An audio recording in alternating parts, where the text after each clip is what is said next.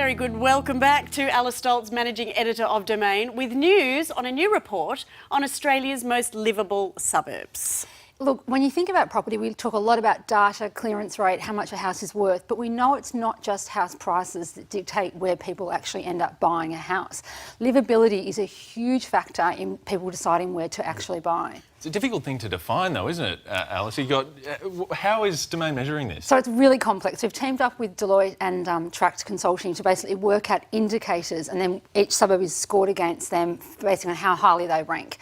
So you can see the indicators. We've got everything from culture, transport, crime, walkability, education, tree cover, cafes, how good your internet reception is, employment, proximity to beach, retail, and in certain cases like Sydney, airport noise, and Brisbane's the same. That is also taken into consideration.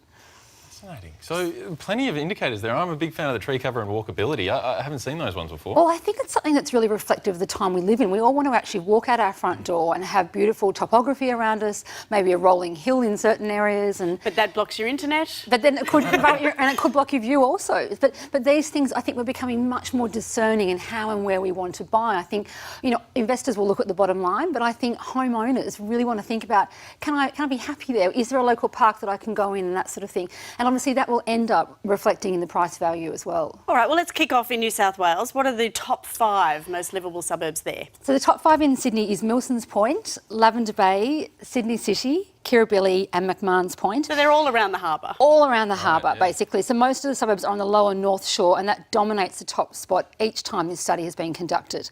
Now, obviously, Milsons Point, home to Luna Park, right on the harbour, beautiful cafes.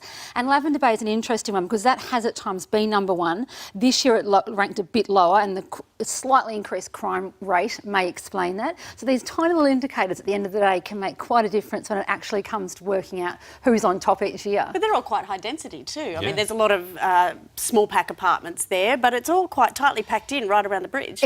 That is bang on, Sean. It's really interesting. High density gets a bit of a bad name. People are like, I don't want to live in a high density area. But with that brings a lot of amenity to the area and a lot of fantastic facilities. Education's often improved when you've got high density living.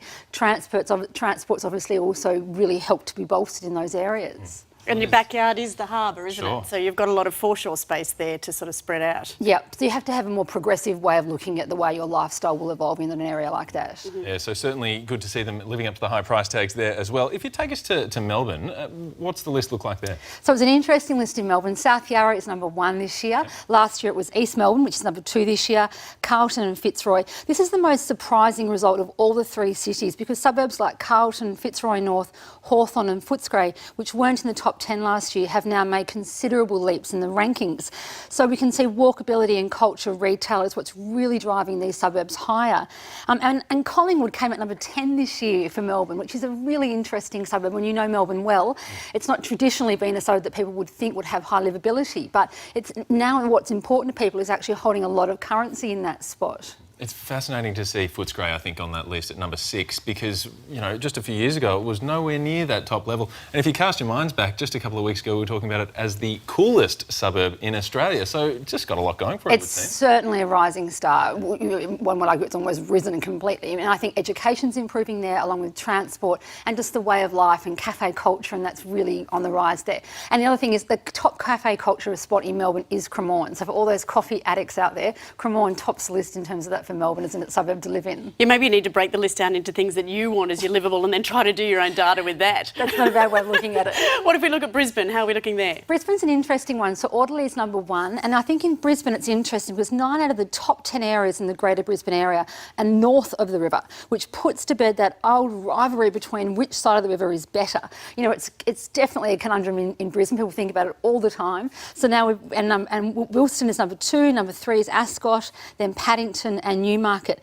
And curiously, New Farm, which is Brisbane's most expensive suburb, is number 48 this year in livability. Right. Why do you think that's dropped down so low? Look, I think the overall score has been let down by access to schools and also a lot of congestion in the area. Yeah. And look, as we said, things change. Parks will sometimes be cleared to make way for new buildings. Congestion can get worse in certain areas, or school zones move also, and just things change. We're living in a completely evolving property marketplace. That's it. It used to be that lovely little pocket there in New Farm. but when you've got a pocket, the access in and out is obviously getting trickier and trickier. But as you say, Brizzy's such a parochial town, so north of the river, south of the river, out west, you stick to your own. Absolutely, absolutely. One of those fascinating things about this study, because affordability and livability are not the same thing, and it's really interesting to see how they rank. You know, Footscray being by far the cheapest on that top 10 list, and I think if we look at the suburb median, it's below the city's median price, which, you know, is a pretty powerful indicator. Yep. So I think if you're really a really discerning buyer, you'd be teaming up affordability with livability. You'd be overlaying the two,